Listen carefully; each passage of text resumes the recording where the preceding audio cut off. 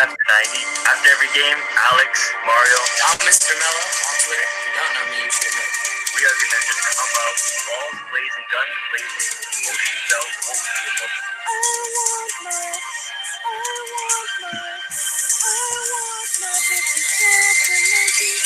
Is Seferovic dating like Rui Victoria's like sister or something? I don't know, but that's a perfect way to start the show because we're live. All right, fuck it, it's live. Yeah, baby.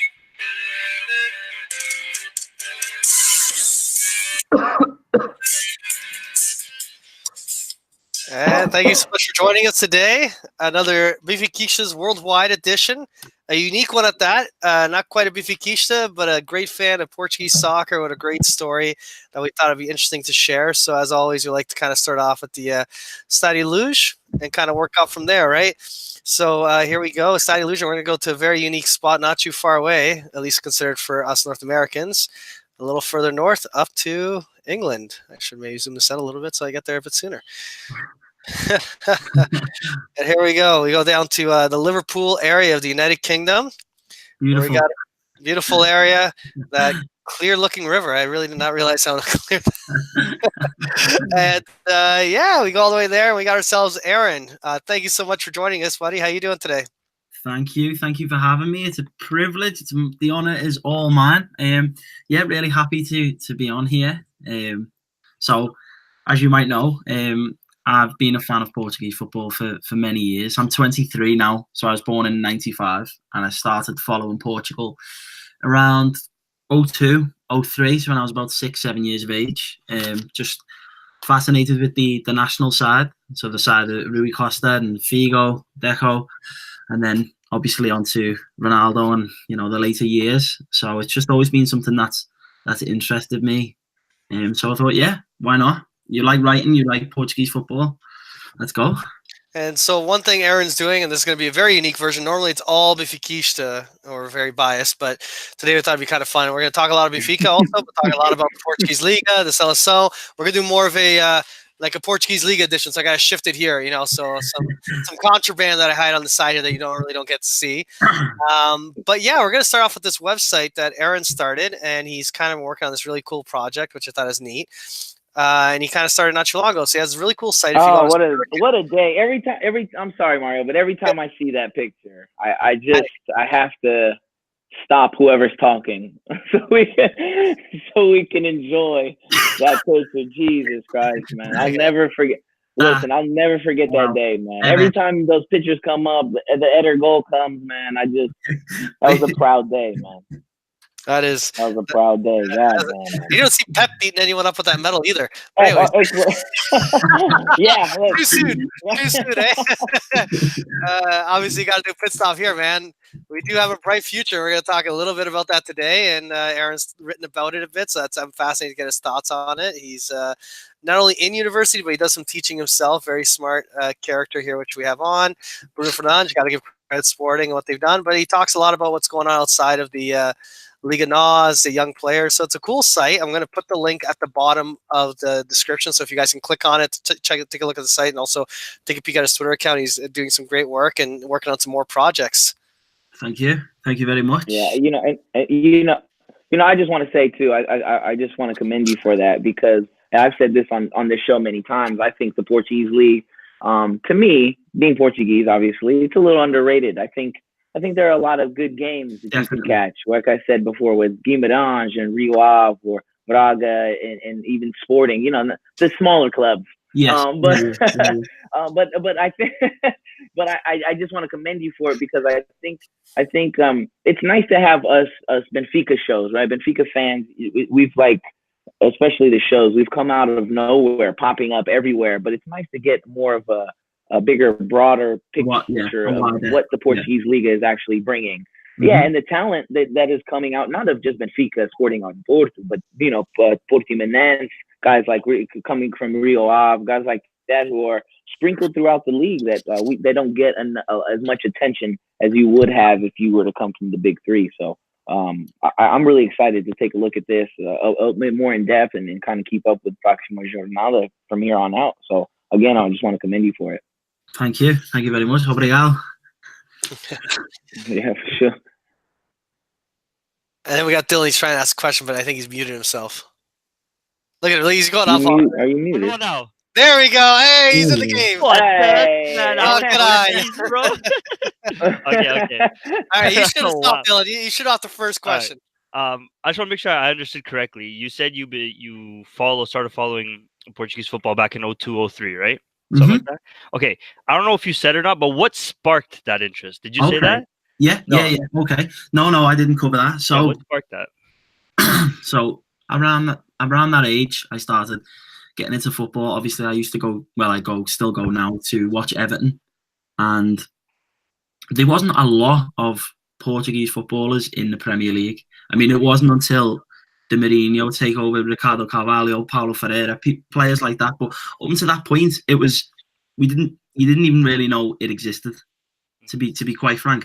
And then I remember watching a game in, I think it was the World Cup 2002 in, I think it was in South Korea, maybe it was a qualifier for that game. I just caught something on the TV, and I was like, I just took to it. And I was saying before off air, a lot of my friends were interested in Spanish football, so it was at the time when Barcelona and Real Madrid, they were really starting to dominate European football, whereas I was just something about the Portuguese football just interested. And then my mother, she played a big part as well, because I remember she said, what kit would you like? So we used to get the football kits and used to wear them to school and stuff. And everybody had an England kit for the 2002 World Cup. And I wanted a Portugal kit. I didn't want an England kit. Oh, wow. So to this day, I have never had an England kit, because from that day on, I was like, no, Portuguese football. But obviously I was still quite young, so it wasn't until I got to about 10, 11, 12, as I got older and older and started accessing the internet and stuff, I could find streams to watch the games, because it would be a lot easier for you guys to catch English football on the TV than it is for me to catch Portuguese football. Our biggest broadcaster, Sky, they don't have the rights to Portuguese football. BT don't have the rights to. So when I watch Portuguese football, it's all on Sport TV. It's all on the Portuguese channels. It's Portuguese commentary, Portuguese analysis.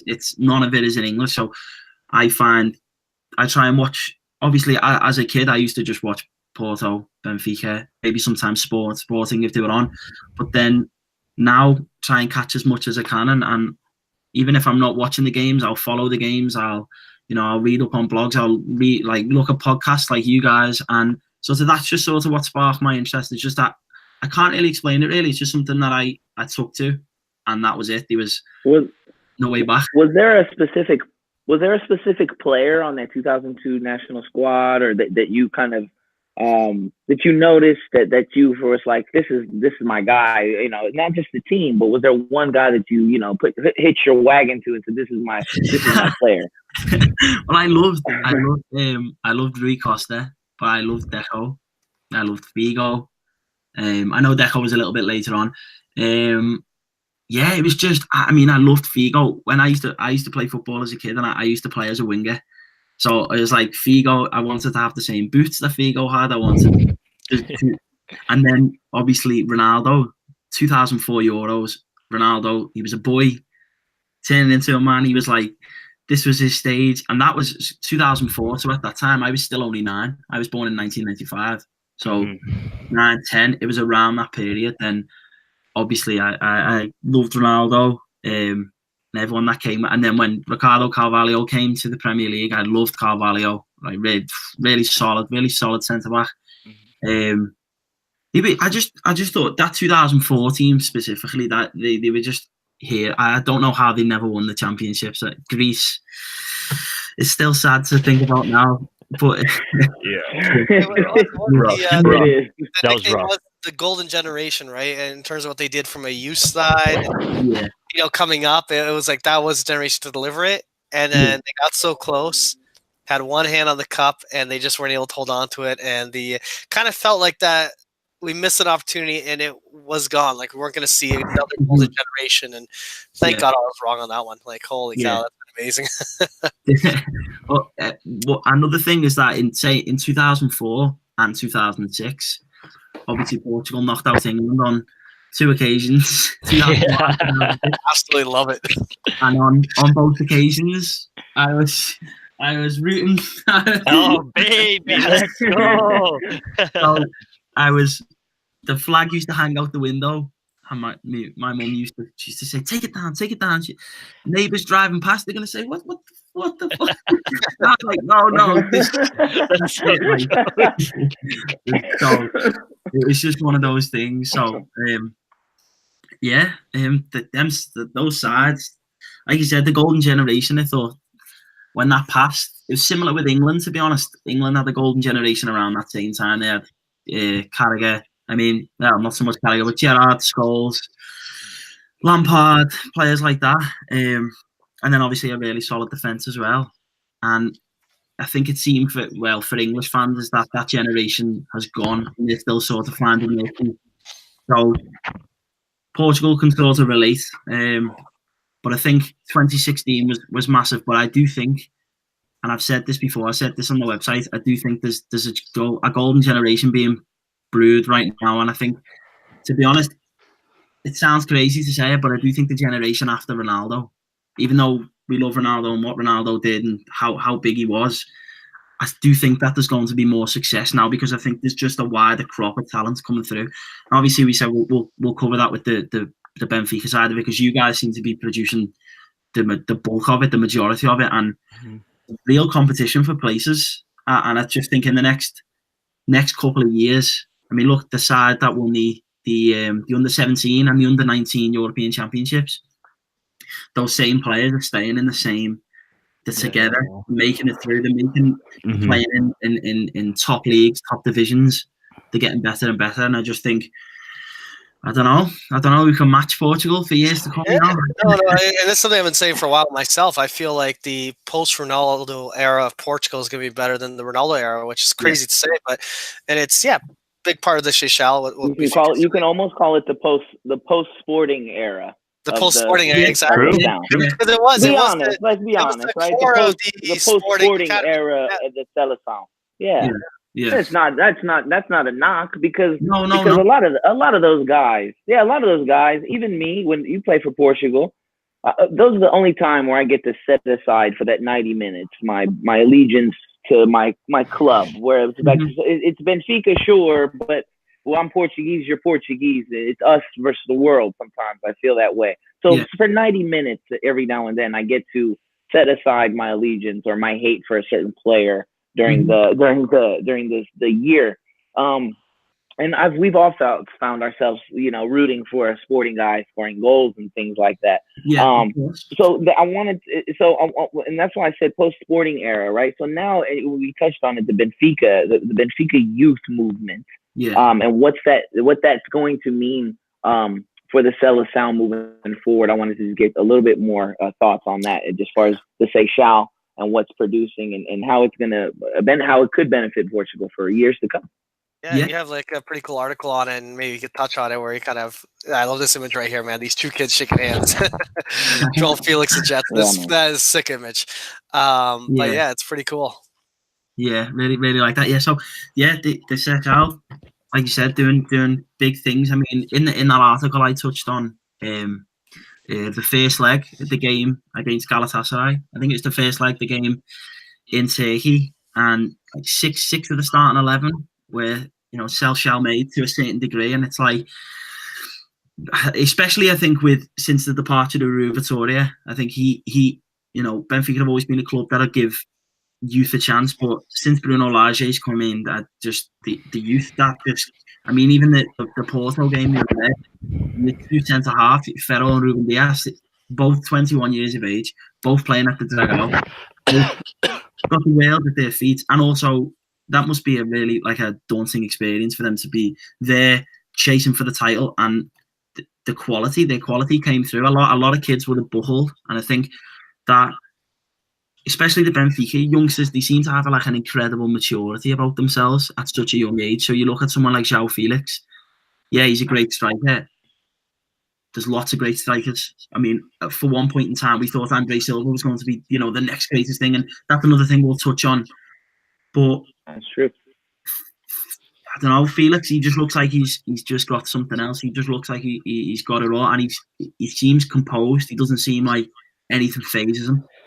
I mean, his numbers. You guys know his numbers this season, whether it be in Liga Nos or in Europe or in Natasha.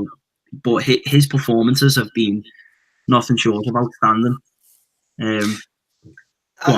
I'd love to get your thought on one thing. So several years back, Portugal started the Liga allowed this B team idea. They had it way back when, and they kind of allowed it to reintroduced.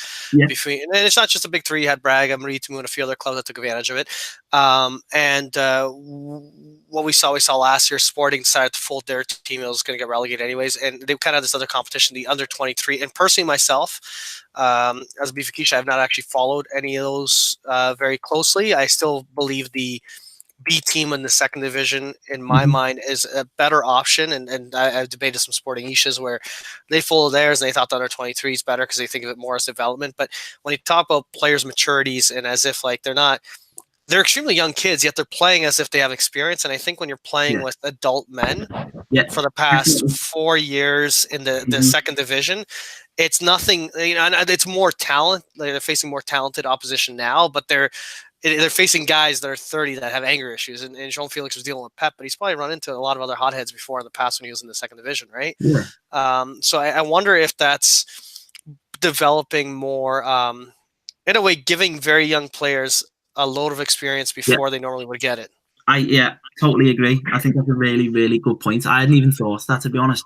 So in England, they tried to introduce, they are in the process. They have a cup at the minute, a trophy that is for lower league teams. So I don't think I'm not sure if it's championship teams. I think it might start from League One, and it involves the League One, the League Two side, but then also the under 23 teams of teams like Man United, Arsenal, Chelsea, Manchester City, Liverpool, and lots of fans of the lower league teams they boycotted the trophy. They said, well, we're not going to turn up, because they pay their money every week and they see their sides play against professional side, and they said, well, we don't want to turn up and watch Manchester City's kids because it's disrespectful to us, sort of thing. So there's that side of it. But what I feel, particularly being an Everton fan as well, is that the majority of our players don't develop in the 23s.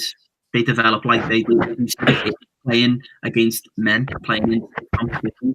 The Championship, like the second division in England, that's like an incredibly tough league. It's an incredibly tough league to get out of. And obviously, the prize for getting out of that league is the most lucrative league in the world. It's the Premier League. So Everton, we've had lots of players that have went out 17, 18, 19, 20, went out to other clubs, gained that experience, and then came back and they were better as a result of it. So one of our best players for the past couple of years, Seamus Coleman. I don't know if you guys know Seamus Coleman, he's a fullback, right? Yeah. So for a couple of years, he was one of the best right backs in England, and he was playing for Everton, who aren't like an elite club. And we sent him out on loan to Blackpool, which is like a tiny team. And they weren't tiny at the time. They were okay. They had some financial difficulties, and they're in League One now. But lots of teams like that, you would send players out. They would develop. They would play against tough English, like really tough. They might not be technically gifted. Some of the lower league talent isn't. It's not the best on the eye, but they're getting pushed. They're getting tackled. They're getting fouled. They're really dealing with like a hostile atmosphere, and then they can, they develop, they mature, the decision making becomes better. They learn how to release the ball a little bit quicker. They make better runs. They learn how to use their engine a little bit better, their stamina. And then when they make that step up to the Premier League, all that factors in. So like you were saying, that was a brilliant point. I think if you are playing under 22 football against you're 19 and you're playing against other 19-year-olds and 18-year-olds, and okay, you're learning, but are you just practicing the skills you've already got, or are you actually learning something new? Mm-hmm. Exactly. And I even look at the well said. Like even on the Benfica B team, where you've seen like, and some fans may not like Jardel. He played 7 games in the B team throughout his career, like especially his early season. But he was a mature man when he was playing in that one. We've had Crovey this past weekend was playing on the B team, so I find you get a nice mix where you got these raw young bits of talent, but you also got experienced, talented players that for whichever reason may have fallen out of favor at the club or just need some playing time. Yeah. You know, we've had Tarabat unfortunately for far too long, and every so often we try to work them in the B team. It hasn't worked out, but yeah. So it's I think for these kids coming up, they're more battle hardened. Yeah. But even it's funny, like if you look across Europe now, Bernardo Silva is a huge example of, you know, a Seychelles product that didn't really make it to the Benfica main team. But one I think gets underplayed a bit, and I'm pretty sure, hopefully I'm not mistaken here, but Ronnie Lopes is another player that played quite young, I think, on on their junior system. Lopes, and then he's quite. It seems like he gets close to times showing potential, but I think that's when you look at Portugal and going to the Seleção. This era of players we have so much depth. Like Ronnie Lopes has been, I think when he went to City, it was like 2013, and today the guy's 23 years of age, so he's still a young kid. Even a guy like Hilder Costa out in the for Wolves. Yeah, that's right. Yeah. I mean, you know, who played a little for Benfica. I'm not sure that he ever really got to the A team, to the first squad, but it was a guy that Benfica, you know, kept a while and then let go. Sold outright early, and now he's finding success in the Premier League. So Hilder Costa is another example of that as well. Yeah. One I'm gonna give a Sporting shout out here. Bruma, the guy was like a standout player that came out of Sporting really young. I think made the jump way too soon, made a money move, and got his leg all screwed up in Turkey and kind of ruined him for a while. But now he plays in that Red Bull Leipzig. Yeah, that's the one. Yeah, and he's playing the season quite a bit. I don't know if he's back to anywhere where he used to be, but he's 24, so he's young. So it's before in the past, felt like Portugal, like maybe a star like Ronaldo. We had the golden generation. We had a lot of stars, but the depth wasn't there even. And the Ronaldo issue was even less depth, but extremely talented player with some good pieces. But it felt like a couple injuries, and there goes our squad. Where right now, my God, we're rich in options. Yeah, definitely. And not only that, but you know what? We haven't talked. Ferro kind of just did Portugal Seleção a big favor by being damn good, right? Because after watching Pep on Saturday, he's done. Yeah, finished. He's done. It's over. Yeah. If you got to rely on tactics like that, that's what you got to rely on to get into a guy's mind, because you're physically not there anymore. Maybe not even mentally there. Maybe he's not as smart as he once was. Thank God for a guy like Fed and Diaz. I mean, just imagine in a couple years, look at the Seleção team, and you're gonna have it's gonna be full of Benfiquistas, man. It's gonna be something good. It's gonna be something. It's gonna be a sight to see. Yeah, it really is. Definitely. But I have a question for you, Aaron. I got a question, and I wanted to save this for the end, but it's bothering me so much. I have to ask it now. Not being Portuguese, being an outsider, a neutral fan, as you say. When you hear the big three in Portugal, when you hear Benfica, when you hear Porto, when you hear Sporting, what is it that what do you think of when you hear those names? You can start with whoever you want, but as an outside fan, I always wondered this, right? Because I lived in the Benfica world. So the biggest team to me in the whole wide world is Benfica, right? No one's bigger than Benfica. Not Barcelona, Real Madrid, nobody. I mean, that's just me. To me, nobody's bigger. So I can't be. I'm so biased when it comes to Benfica. So as an outsider, when you think of those teams, right? What is it that you think of? What is it that comes to your mind when you hear the big three, Portugal, those three teams I asked? I think my perception might be a little bit skewed compared to somebody else, because, like you were saying before, people underrate the league a lot. Whereas when I think of Porto, Sporting, and Benfica, I just think of elite clubs. I think of elite level clubs that have generated lots of talent that tend to do well in Europe, particularly in like the mid 2000s, even particularly lately. I mean, Porto haven't done too badly in the Champions League and the Europa League. I think the quality is there. I think a lot of people do tend to think of that league and think, okay, it's not as good as the Premier League. It's not as good as La Liga. It's not as good as Serie A. It's not as good as the Bundesliga. It's not as good. And then before you know it, like, Liga finds itself 7th or 8th in a pile. And I just think, no, because I think it's very narrow-sighted to just think that the league is just those three teams. Because my latest article today, I posted today, it was three youngsters from outside of the big three. And just looking at some of the results they've got lately, and some of the teams are putting together, good runs of form. So, although I'm a neutral, it'd be better if I got a guy off the street who has no knowledge of Portuguese football, just a guy in the pub, like just a guy who, like one of my friends, for example, because my friends aren't really deep into Portuguese football. If I was to say to them, right, what do you think of Porto, Sporting and Benfica? Most of my friends are Liverpool fans, so they'll probably just think, oh, Porto, they're the team we put 5 goals past last season. Yeah. Or they'll say, Sporting, what do you think of Sporting? And say, well, for instance, they call them Sporting Lisbon, which irritates me. Oh God. I love it. I'm like, as Benfiquistas, we harass Sportingistas so much on that because we know the right name. But ever since I started popping up on the British or North American papers, we love to like tweet at them or highlight them. Hey, look, ESPN saying about you guys now. So they probably give not so much a more honest answer. Is mine is so because Portuguese football has always been there for me as like I am like you were saying before. You were saying I think of Benfica is the greatest thing in the world. I feel that way about the big three. I feel about the league that way. So when people say, "No, it's I'm like no," but that's my bias. That's my bias. I probably think the league is better than what it is, but that's the way I've grown up, and that's the way I've always watched the football, and I've always thought that those 3 teams particularly possess so much quality, and I don't think it gets highlighted enough. So yeah, I hope that goes some way to answering the question. I've got a pretty good one. That was actually perfect. I appreciate it. My question to add on to that, you're talking a little bit about how you think the Sporting Porto Benfica are elite teams. Now everyone knows the Premier League is an elite league, like the most elite league in the world, right? Like it's the best league. What compare Portuguese style of football a little bit to the English style of football?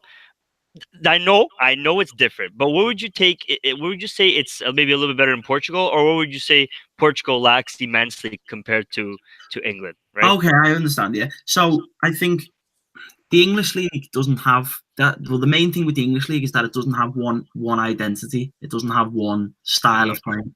So if you look at say Pep Guardiola, Man City, they'll play completely different to Huddersfield or Brighton, and then you have the mid-level teams like Everton under Marco Silva, where he's trying to adopt a more patient, nicer on the eye, a little bit slower, not as physical. Everton used to be a really physical side, especially under David Moyes. We played a lot like a British team, an English team. Right. So that would be completely different to what we think of when we think of like the Portuguese style.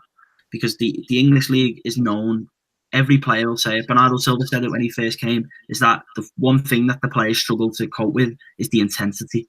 It's so intense. The players are so fit. It's so fast-paced. Even the slow-paced teams are quicker than most other leagues. But then in Portugal, I think sometimes that one thing that the English league could take is that a lot of the Portuguese teams, even outside of the big 3, some of their players they're quite expressive. A lot of the players are South American. Yeah. So you've got Portuguese and like Spanish and South American players that are brought up a different way. They're taught to express themselves. Okay, be disciplined, but it's about expression. Those Brazilian players, the Colombian players, the Argentinian players. Whereas England, okay, we have a lot of foreigners, but them lower level, you think about the bottom 6 or 7 teams, there's lots and lots of English talent. Everton, we historically are a very British, a very English team. Scottish, Irish, English, Welsh, all the way through the team. And they have just, the way our RFA is organised is that, I mean, it's starting to change a little bit now, I think. I wouldn't know too much. I don't know too much about grassroots in England, but the identity, they had a bit of an identity crisis, is that Spain were winning everything. Right. Portugal won the Euros.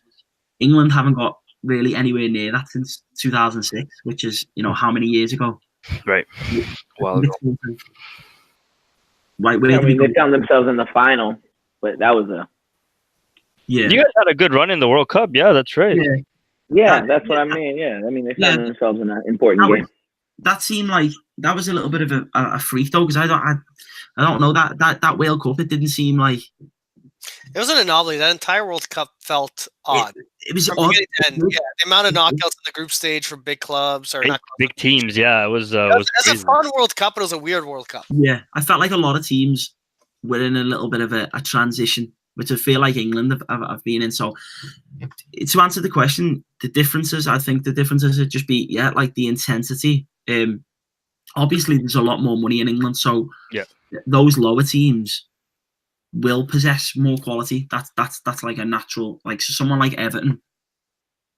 I think Everton, if you matched up Everton against Benfica and Port, well, I think I love Everton, but it'd be a good match, but they probably have more quality. Mm-hmm. But then you're thinking they're the top two sides, whereas at the minute we're like 9th or 10th, I think, in the Premier League. So it's like there's just so much money. And we used to have a top 4, and then it become a top 5, and then it become like a top 6, and now you've got any of those teams, you Chelsea, Man United, Man City, Arsenal, Liverpool, Tottenham, 6 teams that could all, they're interchangeable. Not Arsenal though. They could all, Not Arsenal though. Arsenal never. Like you can say it, but that don't make it true. No. Arsenal is just, oh man. They get picked on. I swear they get the most I don't know about them sometimes.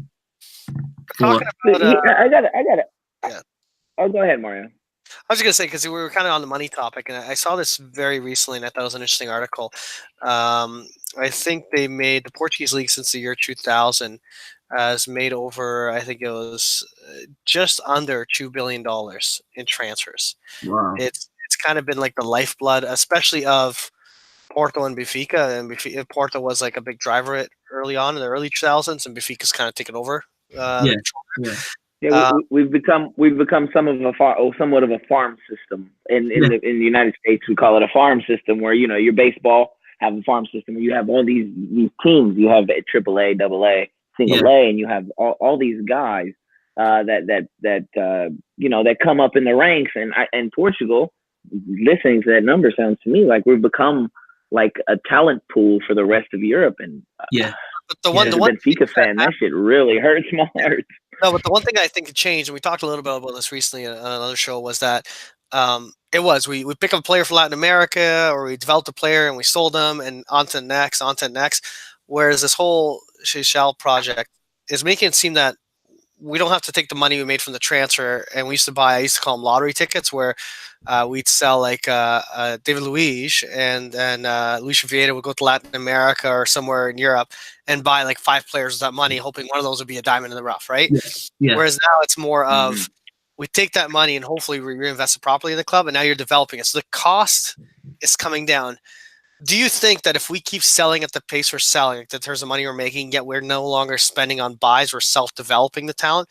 My understanding is it's allowing the club to spend more and more on salaries. Do you think let's say I'm picking on Benfica now, but do you think some of the top clubs in Portugal could get more competitive in Europe if to keep following that model?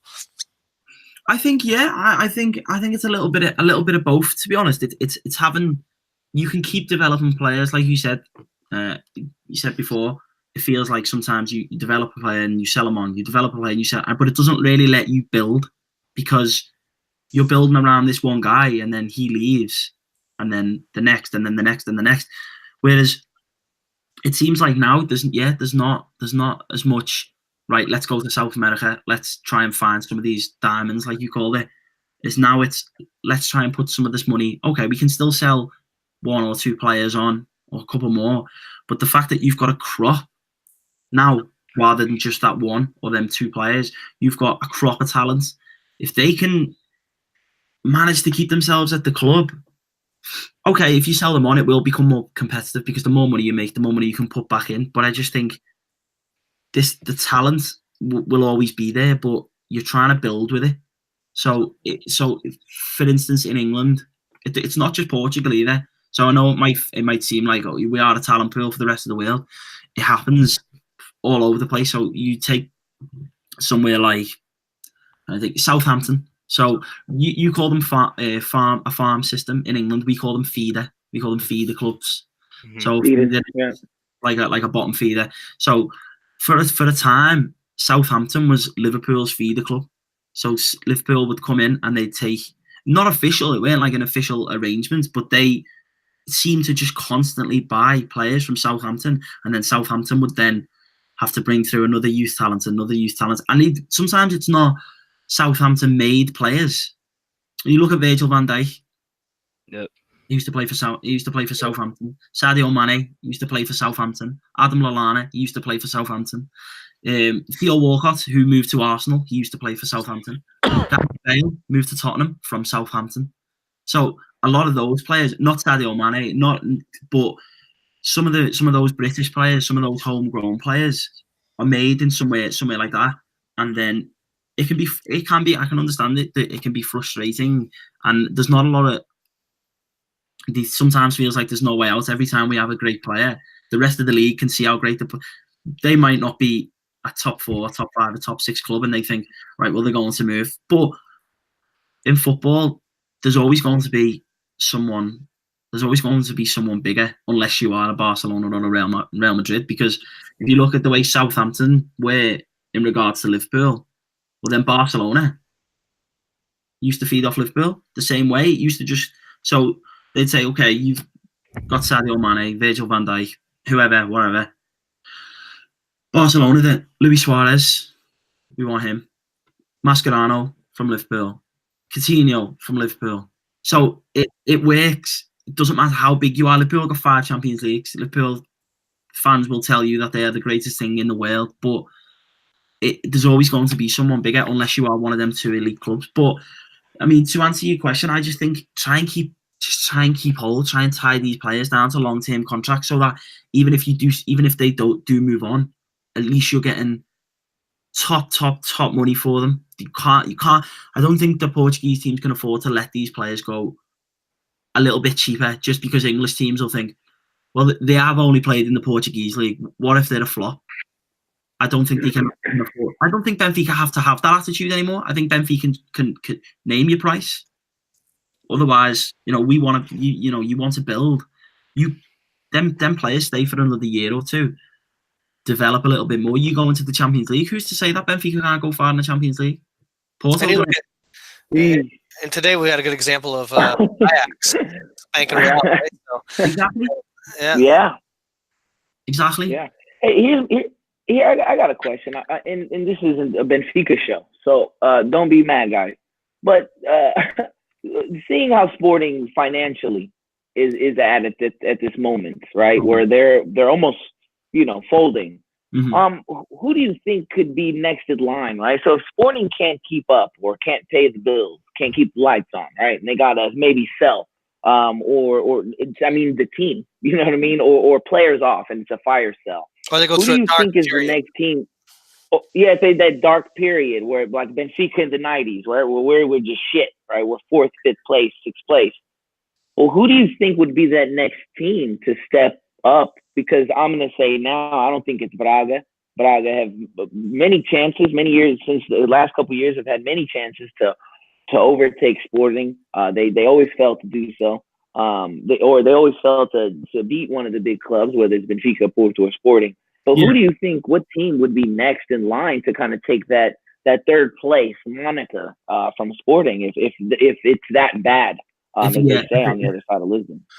If it gets to that point, I don't think I can give you one answer on that. I think it's all dependent on how, like we were saying, it's how they deal with their youth. So a lot of these clubs. So today I was looking at Today I published an article today. I was looking at some of the players outside of the top 3. So the first one I was looking at was Wenderson Galeno. So I know he plays for Porto, but he's on loan at Rio Ave. So you're looking at some of the players that Rio Ave have got. I watched Belenenses the other day. I watched them the last 2 times. They've been playing really well lately. They've got good foundations. They're a steady club. I mean, I don't know. Are they big enough to take the place of a 3rd place team? Are they bigger than Braga? I don't know. So I mean, It's difficult to say. I think only time will tell, because a couple of years ago I wouldn't have expected Sporting to be in this position, and then I mean, look, sometimes it just comes Now look at it, yeah. Look at Bo Vista. Yeah, no, I understand. Yeah. Oh, Vista back in the day was a very strong team. Back in the Correct. day. 2001-02 season. Only the second time ever that a team outside of the top three has ever won the Premier League. So, and the last time it was Belenenses in 1945. So 40. Yeah. That's like. So we got another like 65 years or so before we see the next one. Exactly. So it's. But Bo Vista, that didn't happen overnight. That was the years preceding. So in the 2000 and 2001 season, the 1999, they weren't finishing near the bottom and then just all of a sudden won the league like Leicester. It was a gradual progression. They saw an opportunity. The cards fell nice their way, and that was it. And then after a couple of years, they went through the troubles again, and they sort of finding the feet. But it's whoever takes that opportunity. There's so many factors. Do you think it's bad for Portuguese football that Sporting is in this position? Yeah, I do. Yeah. I again, it's a loaded question, because is it bad if it means that somebody else can come in and profit, and that someone is finally breaking that top three? But then at the same time, that's Sporting. At what cost? Yeah, that Sporting Benfica rivalry, that's one of the best things about Portuguese football, and the players that they bring through, the rivalries, the quality that Sporting have. I mean, I know may not seem it this season, and Bruno Fernandes has carried that team this year. I've watched most of Sporting's games this season, and they just do not look. They look all over the place. I know financially they look bad, but on the field as well, they just don't look great. And it isn't great to see, really. When clubs do go through that dark period, like you said, Benfica in the 90s, it seems like the Giants always find their way back to the top. So to answer the question, if a club takes their place, a club might take their place. It might be a Braga. It might be somebody like that. But will it be forever? I don't think it will. I think that top three is... I mean, hopefully, I hope Sporting get back to where they are. You guys probably think, Yeah, I mean, no, I mean,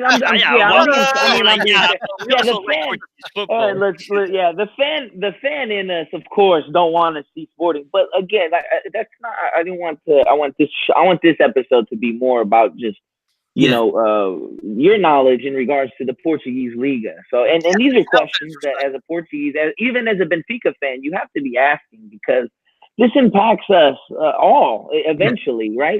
If Sporting isn't the one getting his coefficient points in the Europa League, and we have to depend on Morientes, who I was actually waiting for somebody to say, because Morientes has been playing very well lately. Very well. Yeah, to be honest, it seems like they have a really good team. Right, they're really hard to play at home. Benfica even have to go there soon. So I mean, you start to look ahead and say, who's going to be the next? Who is going to start giving us more trouble? Who are they going to be the next teams we're going to have to look out for?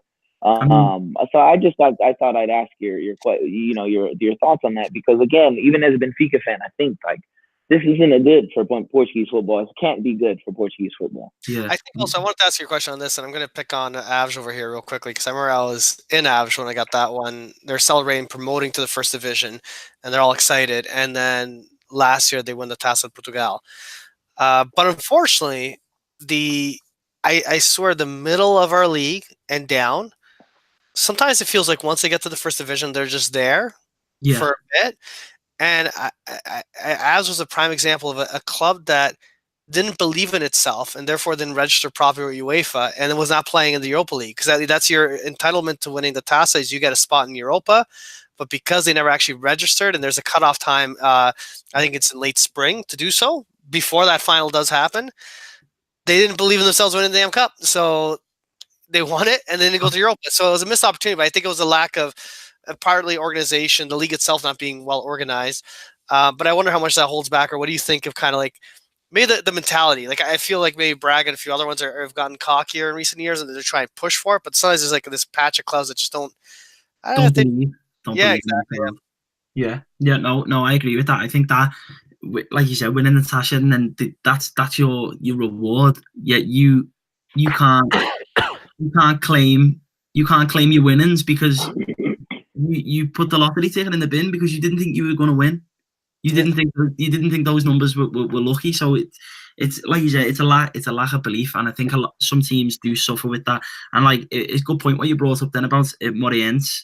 I mean, the way they've been playing lately. I've written a little bit about Chiquinho today, the form that he's been in, and they seem to be playing with like an energy, like a vibrance, and they look good. But again, like you said, can the teams have that belief to say, no, we don't want to just be... I mean, Moreirense, they're just underneath Sporting at the minute. I think they're 7 points off, I think. Yeah.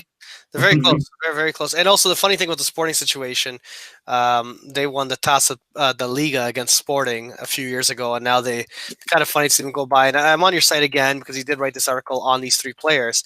And you have the kid from Moreirense, you have the lone player from Porto right now playing out of Rio Ave, and also the kid at I shouldn't call him a kid, but he's 20. Looks a lot older in the photo, but he's at Bellinish. Of those 3 kids, is there one of these that you're a little bit more excited about? I was apprehensive.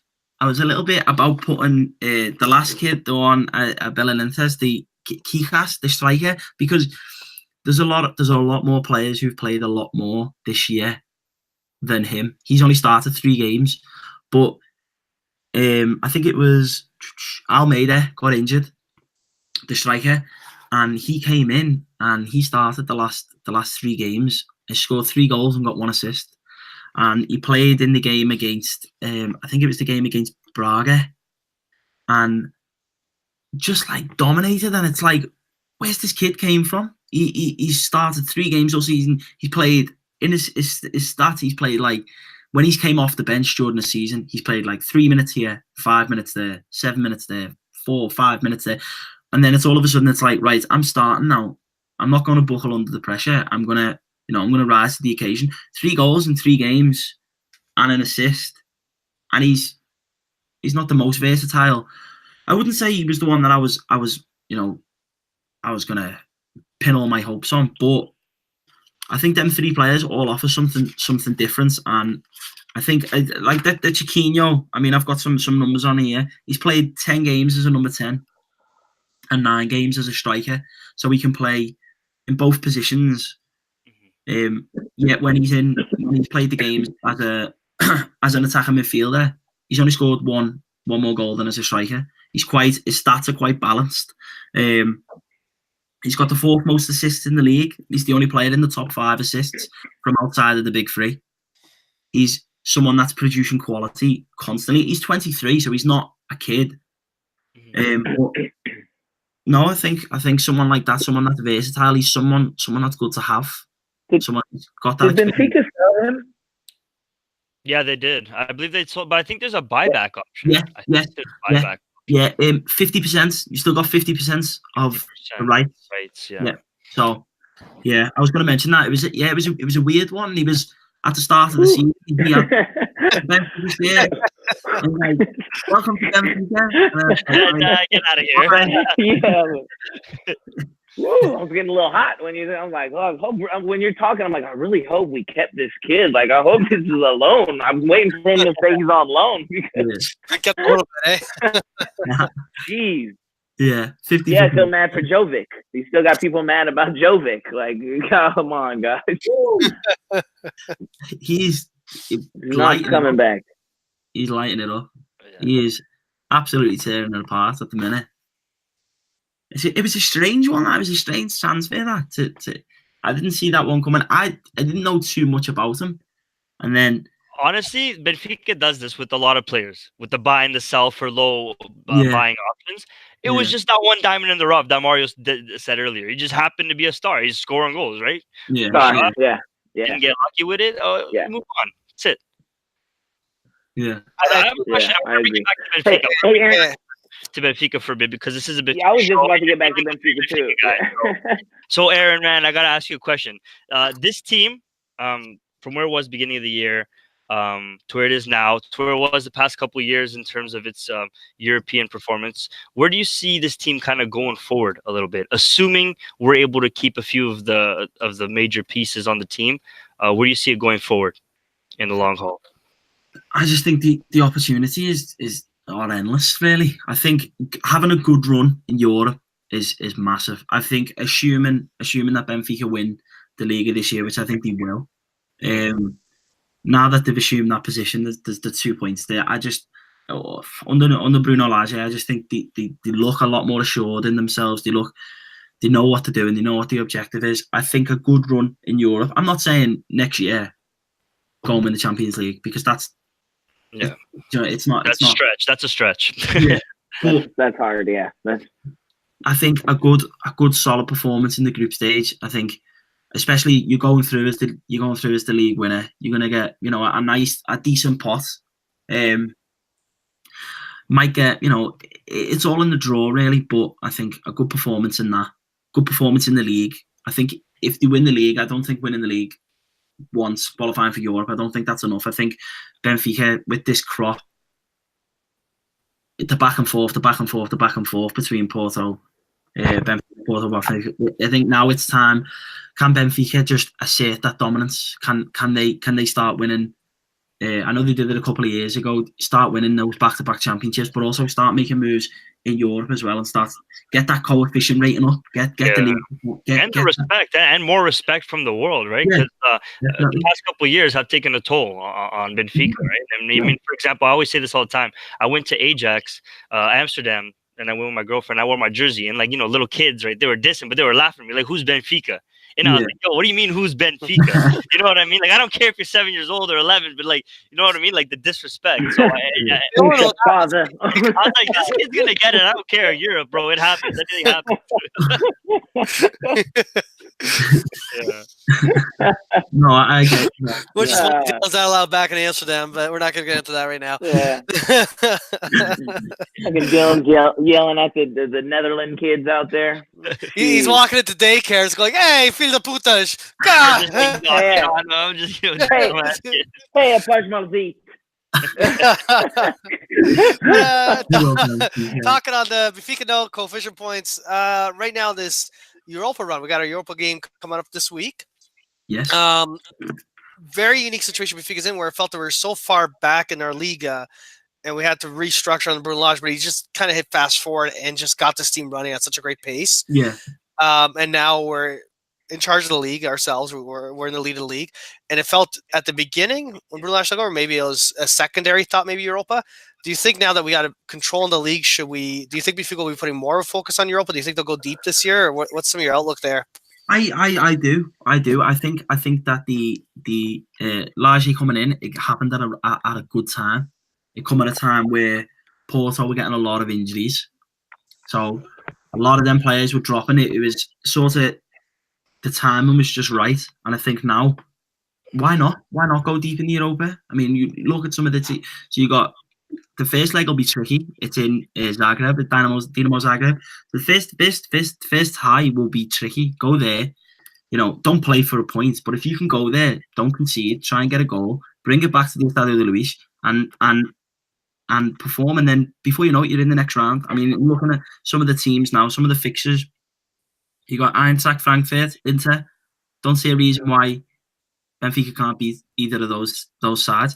Sevilla, Slavia Prague. Sevilla are in a horrendous run of form. I only know that through watching. I've been watching lots of Sevilla for Andre Silva. So I watch a lot of football around the world to keep. I do a thing on the website called the Portuguese Loan Report. So it's looking at Portuguese players who are on loan at different clubs. They haven't been great. Stade Rennais, Arsenal. I know your thoughts on Arsenal. You've made them very clear. So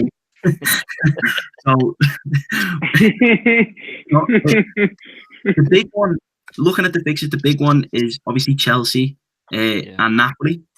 Valencia. Can Benfica beat Valencia on the day? I think they can. Can they beat Villarreal? Yes. Can they beat Zenit St. Petersburg? Yes. It's the big one is Chelsea have got Dinamo Kiev and Napoli have got Red Bull Salzburg. Them two are going to be the big challenges. But I agree. I said the same thing about Napoli. I fucking hate playing Napoli. Yeah. Something about them. They played Liverpool this year in the Champions League in the group stage. I think they were unlucky to not go through. Napoli, they played really well, and they've got a really good side. Lots of my friends are Liverpool fans, and they were saying that was a really difficult game, and now they're in the Europa, but they've got the feel and the fit of a Champions League side. Yeah, they did. say the same about Chelsea. Chelsea have these seasons where they'll win the league, and then the next season they'll just come right back down. But then, as a result, they end up in the Europa League. They've ended up in the Europa League. Chelsea fans themselves are like, we shouldn't be here. Like this isn't us. We deserve to be in the Champions League.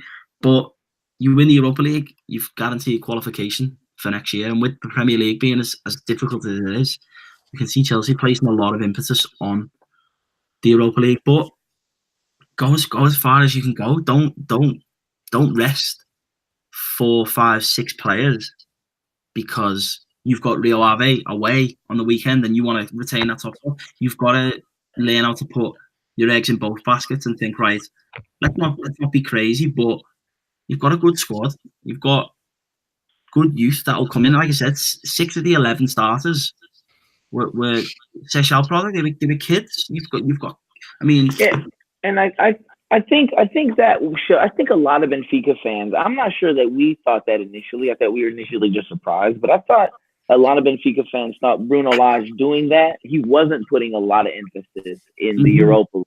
So it's like we got lucky. We got a result, you know what I mean, with these kids.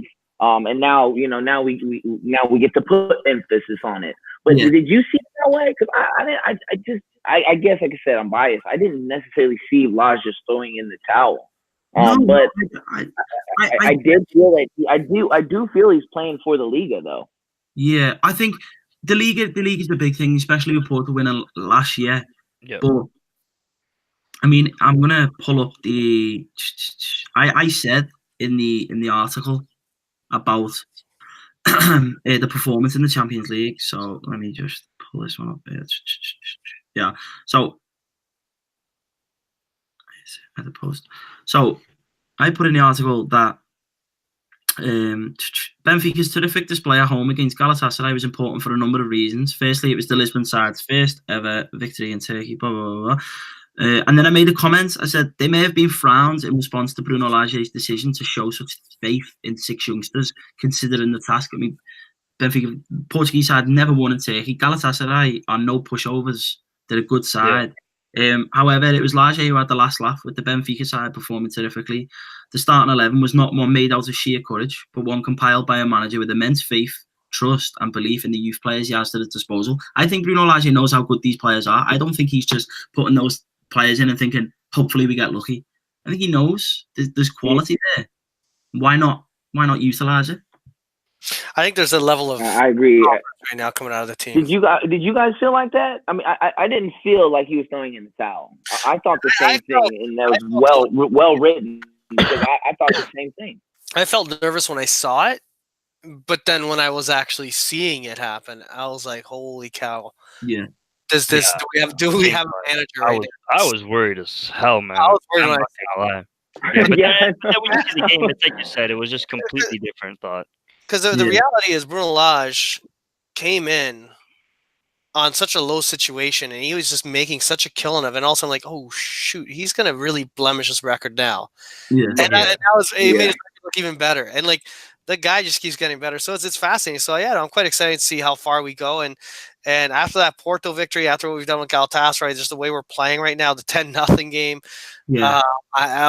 we have a group chat. We joking about the treble. Why not? The Taça Portugal, the Liga, and the Europa League. Why not go for it? I think it's doable with the talent we have, the depth we have. Like you said, the big games. He's the Benfica performing in these big games. They've in his time so far. I'm not sure how many games he's managed so far, but I know it's not many. But beat Sporting twice, scored once. The Galatasaray game, like you said, the 10-0 against Nacional. The academy products, they seem to be playing with an added energy. They look happier within themselves. I think at times at the start of the season, Benfica looked a little bit sullen. Not so much that they thought Porto, the league was going to be theirs again. I don't think it was that. I don't think they had like a lack of belief, but I think it was sort of like it happened last year. It could happen again. They didn't seem to be that fire, and I think he's starting to put that back now. Yeah. No, he's definitely lit some sort of fire under their asses because those guys are playing some crazy football right now, and it's really good to see. It's really good to see. Definitely. I have a question for you. Mm-hmm. just out of curiosity, if there was one thing that you could say that the Portuguese league in general, all teams does well, that you can say to the rest of the world, listen, y'all look at the Portuguese league. This is one thing that they do well. Take note and follow. You know what I mean? What would be one thing that you can, big up on the Portuguese league to the world? Is it in terms The of refs, Dylan. No, definitely not the refs. Definitely not The politics. I'm talking fucking in terms easy of, question, bro. I'm talking in terms of That is what I wish we could export fully out of our league. And we just import something else. I'll take some Albanian roots, man. I don't think anyone what we got right now. But anyway. It could be in terms of style of play. It could be in terms of structure. The way the big three run things, the way we come up with players, the way we play. Something that you could say to the rest of the world. Look at the Portuguese league, how they do well. I mean, you took interest in following in it. What's something that the rest of the world should know about the Portuguese league? I do think that youth development is massive. I think the Portuguese develop their youth in such a good and such an efficient way. So if you look at there's lots of English talents that come through. Our media tend to hype and hype and hype and hype and hype. And I've saw Porto and Sporting fans talk about João Felix, and they feel that he's being hyped. That is nothing in comparison to what an average English player gets back home. They get built up to a point where it's almost they can never fulfill what the prophecy that's already been laid before them. Whereas I think in Portugal, the media, I think the rest of the world, the media isn't as crazy, but also they give the youth a chance. And I think aside from the youth, another thing I think it is the recruitment. I think, although it might not be homegrown recruitment sometimes, the South American thing is massive. I mean, just look how many players that... Oh, man, the list goes on and on. I mean, you talk Brazil, you talk Argentina, you talk any of that stuff. I mean, Portugal seems to do really well in that. Yeah, even like the Uruguayan national team has been a great team in the past several years. There's still players that played in Portugal that made the trade there. So so I think the recruitment side of it, I think that English teams on the whole can look at all the talent that's there worldwide, the ready-made talent, and say, right, we want that one, we want that, we want that, we want that. Whereas Portugal, the finance is a little bit different, so they have to. There's a lot more need to really delve deep into: is this going to be a good use of money, or is this going to be a waste of money? Mm-hmm. Benfica can't afford to go and waste millions the same way a Premier League club can. So I'll go back to Everton, and I'll keep going back to Everton because they're my club. They're the one I know the most about in England. We've spent lots and lots and lots of money, and we're not. I mean, we've got good finances, but we're not one of the elites. We're not one of these super elites. Yet we've spent hundreds and hundreds of millions recently on players that just haven't cut it. Yet we still feel that we're able to say, okay, we'll loan someone else in. We'll see. So we can still take those chances. Whereas I think Portuguese teams have to be a little bit more cautious, but that works well in the favour because they seem to be, they get it right with transfers a lot. Okay, some clubs in Portugal get it wrong with the transfers, but more often than not, they'll get it right. And they'll put their faith in the right people. That's why so many Portuguese players, that's why so many South American players that have played in Portugal are now all the elite leagues around the world. Oh, yeah. So many Portuguese players. Lots. I think it's the case. Yeah, you're right, though. It's Portugal's biggest weakness is their lack of finances, but part of their biggest strength is because of the lack of finances. Portuguese are notoriously cheap. They stretch a dollar. Yeah. They do stretch a dollar. I'm going to be honest. Hilarious. And on the club level, they look at Latin America, and when you have people fighting over Neymar, like, yeah, have fun with that. We're going to go look at a couple of these other guys. Yeah. And I think in the money that was spent on Neymar throughout Europe, Benfica made that much money on Latin American guys, and same with Porto, and a mix of them. Like not on one sale, but they would have picked out different gems that have come out, which is pretty cool. I did want to ask. So obviously you got this really cool site that you've built out. You got the Twitter page also, but the site itself with the articles is quite interesting, and I hope people do kind of tune in on a regular basis to take a look at it. Any next projects you're working on that you'd want to share? Things you're thinking of doing also with the site as an extension of it in terms of shows, things of the sort. Yeah. So I was thinking. I already mentioned when we were messaging back and forth off air about the possibility of starting a podcast. So if that is something, an avenue I decide to go down, then you guys, you'll be the first people that I get on. Obviously, it'll be more a general thing, looking at Portuguese players abroad. I want to start looking more at those players outside the top three, but also looking a little bit deeper at the players that are coming through, because I've got a real emphasis on the Portuguese youth. So whenever there's a youth championships on, I'll always watch it. So that's another big thing. So and I'll be the first to put my hands up and say I probably don't watch enough of the championship, of the Liga Pro. I don't watch enough because it's really hard to get hold of here. You're relying on streams, and if they're not being broadcasted on television, although I'm still trying to follow with statistics and stuff like that. Mm-hmm.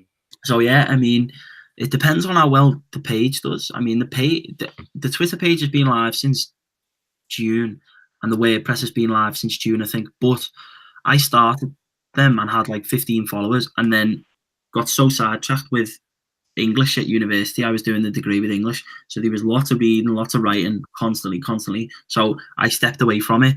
So I only restarted in February, at the start of February. I think it was February 5th. So from February 5th, I've managed to gain 1,500 followers. I've got the people on Twitter, the people that, I got a couple of comments the other day saying, great Portuguese insight. Somebody else said, the only place that I go to for English-based Portuguese. I know there's big ones out there, like you mentioned about Tom Kunda before, and people like that. But I feel like that I'm going to try and offer something a little bit different, which I know is so hard because it's such, especially football journalism, it's such a saturated market. But I really feel that coming from where I come from and the country that I come from and the attention that the Portuguese league gets, I can take advantage of that. That's like a niche, but it's not something that I've looked at and thought I can target that. It's something that I've always just been passionate about. I don't understand why it's taken me this long to do it. Because I keep kicking myself and thinking, if I'd have started this blog 2 years ago, how many followers were there? But then I think I can't think like that. I've started it now. That's it. And now we go. We've just got to just see how we can build. I mean, I'm going to start more features. I'm going to start doing, say, like a monthly thing. So some people could come to the page and think, I don't want to read the loan report. I'm not that interested. I'm more interested in Liga Nos. So there might be another monthly thing, which is each month I'll report on this. I want to start doing a weekly time capsule thing to educate English fans, Canadian fans, American fans, people, English-speaking fans who don't know too much about the history of the Portuguese league and only so much know now, that from 2010 onwards. So I was going to call it a moment in time. This is an exclusive. I haven't written anything for this yet. So looking like some of the things. And I just want you to know, I've never had an English person make me feel so proud to be Portuguese in my whole life. Jesus Christ! And when I after this show, when I leave, the first person I'm gonna see out here, I'm gonna say, "Hey, did you know I'm Portuguese?" They're like, "Yeah, I knew." They'll be like, "Yeah, that's good for you, buddy." Like, yeah, fucking making sure. I'm just checking. All right, Portuguese check. Just checking. So, God, I'm like fired up right now. I had to say something. I'm down to start keep talking about soccer, football. I wish this was the summer with the Nations League right now. It's fucking pouring rain outside. I'm playing soccer now. I will say, I think there's a huge gap of opportunity, which I think is neat that you're kind of tapping into it. The big three, I'll pick on Benfica. Between us, Alfredo's been doing an amazing pod for so long with the Benfica podcast, and Jagias also, and others out there talking about Benfica solely. But there's also The Sporting guys run their pod. Porto, to be honest, is one of the ones that doesn't get as much coverage from time to time, but they do on the English base. But the stuff that you're talking about, which is kind of it's the lone players, the under 23 players, the yes, you're covering the big three, which is always fascinating. You're always going to get people that are interested and they want to see more of it. Selfishly, as Benfica fans want more Benfica, Sporting guys want more Sporting. But there is still so much potential about these guys that are outside of Portugal that's somehow are, I don't want to say slipping through the radar. People know of them, but like I love following Ronnie Loach. There's a guy I follow on a regular basis. But there's other gems out there. And it's great. I'm excited to see what kind of random things you come up with because there is a lot of content to be dug up. Yeah, lots. There's so much. Like I was saying, the I only had the idea for the moment in time thing the other day. Like some of the things we've covered on today's show when we were talking about the Boa Vista side of 0102. How many people realistically that from England that don't really have, they only know Porto Sport and Benfica. They don't know about these things. And like first ever all Portuguese Europa League final between Porto and Braga. I want to write about that. What that meant. The obviously cover. I don't want to go too far into the past, but the recent history. There's a lot. The Benfica, the dark period in the 90s. People don't know about that. People think that Benfica were just always there. Do people know about the English roots with Benfica? The amount of, say, like in the 1960s, 70s, and 80s, the English managers. That Benfica had. Managers, I was just gonna say our English managers. My grandfather still talks about those guys to this day. Yeah, He always says Benfica's manager should. My grandfather always says Benfica manager shouldn't be Portuguese. He lives in that era of where Benfica shouldn't have a Portuguese manager because they're too much like him, and he knows he'll fuck it all up. So he's like, nah. Yeah. Oh, yeah, man. Yeah. So you know what though, man? I just wanted to say I'm glad that you responded to the tweet, dude. I really do. I really am because it really just came out of nowhere. I was just, I wanted to get us more out. Me and Dylan and Mario were always talking about, how we can do more, who we can talk to, get it further out, man. And I just threw the tweet out there, you know what I mean? Because we wanted to reach out to more people. And honestly, we couldn't have got a better guy to come out and be on this episode of Benfiquistas Worldwide. Honestly, man, because you're bringing a different spectrum. You're bringing more light to the Portuguese Liga. And like I said to you before on the show, I love the Portuguese Liga. I do. It's like it's one of those things, and you can't talk much, like especially me here. Only people I talk to about soccer are those two guys. That's it. And then whoever listens. But to be able to read and go on my own, to be able to go on your website and go read about Boa Vista or what's going on, or who's Benfica stealing next, who players are we poaching next to see these guys come up. I mean, because like you said, that's just the way it goes, right? We go get players from other teams. So honestly, man, I really just keep doing what you're doing, really, for this Portuguese league. I mean, you have my support. You have Benfica After 90 support for real. And from here, man, I'm gonna be constantly on your website. I'm gonna be constantly reading about more Portuguese league because sometimes it's good to get out of my own head. I'm always Benfica. I'm fucking addicted to this shit. Like my girl, like you know what I mean. Like my girlfriend's always mad. Like who are you talking to? I'm talking to Dylan and Mario. Like about what? Like about what? Like one thing only, baby. One thing, you know what I mean? So it's nice to get out of my own head and be able to read again about the Liga that we watch every week. We wake up 4 a.m. and believe it or not, we root for these guys too, because when Boa Vista plays Sporting, let's go Boa Vista. I mean, I'm always rooting for these underdogs week in, week out, and I don't know much about them because I'm so invested in Benfica that to be honest, I always feel like I don't appreciate it enough about what's going on around me because we're in the light, we're in the luge all the time. So it's nice to see, man, and I really am excited for what else you're gonna bring to the podcast world and the blog world because it's pretty damn interesting. Yeah, I'd also like to add one more also nice note. From all three of us as well. Now, you said earlier that you're looking at a niche market in Europe. Think of it this way: we're out here in North America where soccer is a very not as big sport as say American football or basketball. It's growing though. It's growing. It's growing very fast. And these teams, these organizations, they're looking around the world to get players to come into their league. So with outlets like yours that talk about players from the smaller teams in the League of Portugal, is something that that is very very needed. And I really like your idea as well. And I'm not gonna keep going on like Alex did, but I just want to say that don't think about this side of the world because there's a big market looking for information on players. Definitely, yeah. Yeah, thanks very much. I appreciate it. Thank you. Yeah, it was great. No, thank you so much for having me on. We look forward to kind of seeing what you get up to. For people listening this week, we got obviously Liga of Europa. Do it backwards there, but we got on Thursday night. We'll probably do something fun for that The one. Liga of Europa. I was like, what the fuck am I trying to say here? We're different. It's getting late. But thank you so much. Yeah, really late. Yeah, thanks so much all the way from England, staying up super late to chat with us. Thank you. Thank you for everyone that tunes in, everyone that supports us, connecting fans together. And you guys have a great night, okay? Thank you. Peace.